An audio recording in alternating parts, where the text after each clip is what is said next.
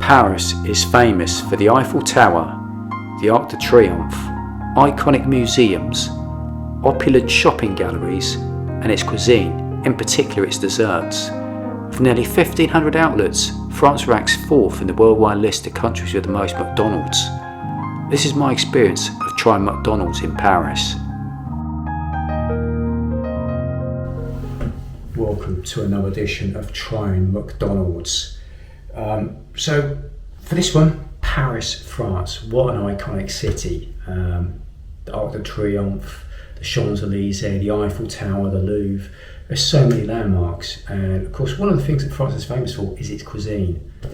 So many Michelin star restaurants, fine dining restaurants, but also at the other end of the scale you've got lots of competitively priced, relatively cheap eats. So here we are, the big reveal. Bosh. Gone for a signature burger. So I was flicking through the sort of options, and there was to some degree there was almost too many choices in terms of what you can have for your sandwich, for your main. You've got the classic filet of fish, your Big Mac, your range of McChicken burgers, and there was a few little iterations on that, and I thought, I'm going to treat myself, I'm going to go top end, I'm going to go for the signature. If you look at the picture of it, you might think that looks remarkably similar to a Big Mac, but it is priced above and beyond that, so hopefully it is more deluxe, but we're going to find out right now. Very nice premium packaging there, the black type and the white paper just stands out, classic. I think one of the first things that grabs you when you open it, it's the bun, the top one is actually a little bit lukewarm, it's a little bit cold. I mean, when you open it up you can see it's been toasted, but maybe it was toasted a while before they put the burger together. It's a little bit surprising. I expected it to be, I won't say piping hot, but certainly quite warm, so that's threw me a little bit. Now, of course, one of the things you get with the Big Mac would be what they call the Mac sauce, which is a little bit tomato, a little bit mayonnaise, and possibly a little bit something else. Here, there is no mayonnaise sauce in there, so that could be a positive or negative. Obviously, it depends whether you like the Big Mac sauce. Top of the bun there, you've got 2 gherkins in there, which is quite a signature feature, certainly of a higher end burger. We've got lettuce, we've got sliced onion in there, we've got 2 generous slices of tomato. A slice of cheese, be interested to see what type of cheese that is. Obviously we are in France, but cheddar's a classic, but of course cheddar's not French, so I'll see what they've done there. 2 patties, also a second slice of cheese sandwiched in between the 2 patties, and then there's no additional condiments or salad underneath the second patty, it's just the second part of the brioche bun. So let's dig in and see what this tastes like.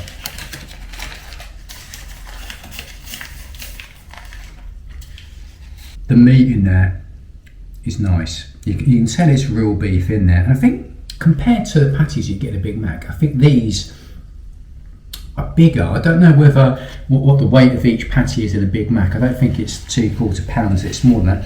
I wouldn't be surprised, I don't know the measurements, but the circumference of the patty looks bigger than a Big Mac. It's a more sizable burger, it's a more filling burger. The sauce on the top has sort of slight vibe of tomatoey. The gherkins give it a nice little bit of acidity, so that cuts through quite nicely. It's difficult to tell what that cheese is, whether that's, I think, because the thing is, you've got so many ingredients in there, and then you've got the sauce on top. Obviously some of the flavours get a little bit lost in there. So I think, like I said, the only thing that's really missing is a bit of warmth, and maybe some seeds on the bun. I'm partial to the odd little bit of sesame seeds or poppy seeds on the bun. Gives it a little bit of crunch and also sort of adds a different dimension to it. So it's a decent effort, but it's not a knockout. Of course, one of the classic components of the McDonald's menu is the potato. You do get iterations. I've seen sweet potato fries, I've certainly seen potato wedges, I've seen potato rosties, but of course the classic is the French fry. And there is a bone of contention with that, because there's 2 countries that make a claim for having originated the French fry. So you obviously got France and you got Belgium.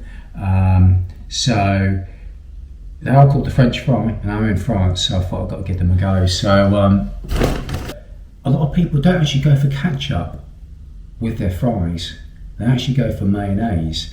And if you look at the menu, the 2 options were ketchup pomfret sauce. So that suggests that this is the sauce that you should be having with your potatoes. It does look like mayonnaise, and I'm almost certain it is, but we're just going to try it just in case it's something a little bit different. I've also got some ketchup in here as well. This is the medium. I thought small, not going to be filling up. The large is quite often overkill at McDonald's. This is a good portion size here. Let's give this a whirl.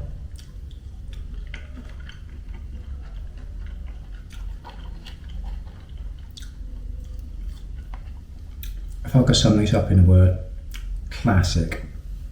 It does what it says on the tin. It's potatoes. Who doesn't like potatoes for a start? Very nice. It's got a nice crisp on it. I think that's one of the criticisms of McDonald's fries, is that sometimes they're a little bit soggy. And sure, these are not crispy as maybe you might get, say, down at Burger King. But compared to maybe what you get in an average restaurant in the UK, I'd say these are a little bit crispy on the outside, fluffy in the middle, which is what you want. Nicely salted, not too much salt, not too little, just right. And now what we're going to do is we're going to try it with the sauce. There you go, the moment of truth. Generously dipped in the famous pomfret sauce.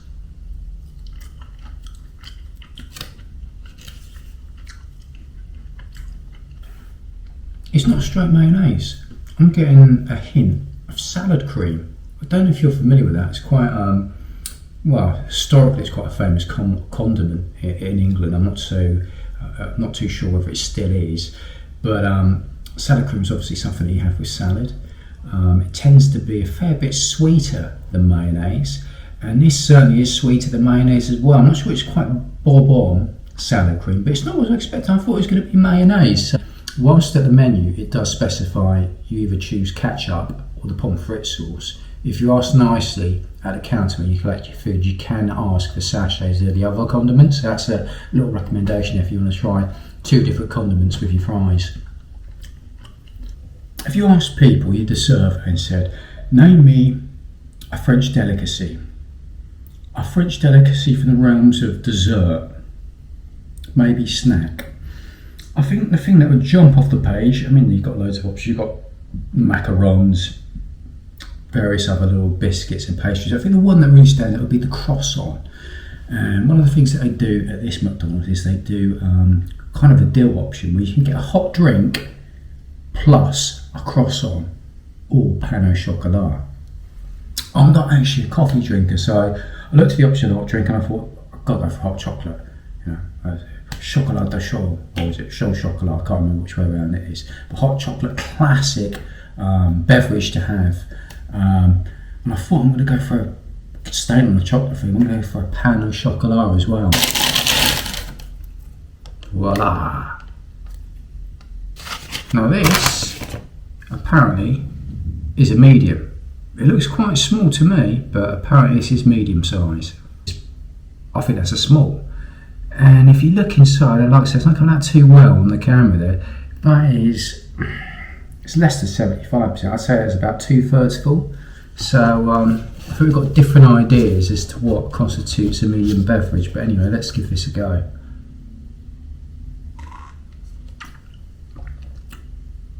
It is nice. It is nice. It is nice.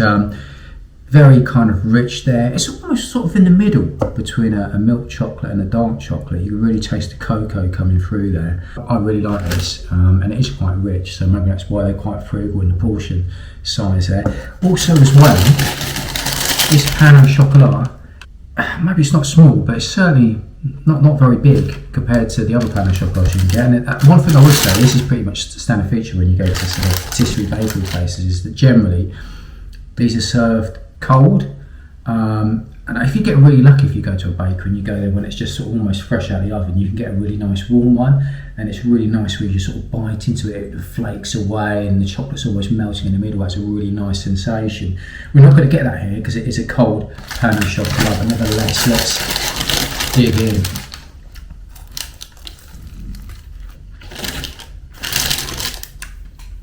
It's decent. It's decent. It's you can tell it's not top of the range, but it's certainly, they're not scrimping here. This is not some low level low tier pain au chocolat. This is decent, very crispy on the outside, nice and soft in the middle.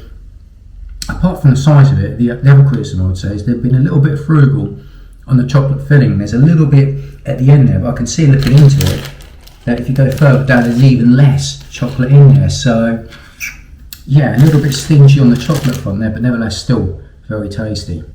So yeah, that was the experience. So not perfection, but certainly you got some classics going on. Like the fries were fantastic, and like I said, I did enjoy the flavours of the dessert elements, both the beverage as well as the pain au chocolat. I just thought a little bit stingy on the chocolate in the pain au chocolat and the portion size of the hot chocolate. So on balance, I think I could recommend this one. So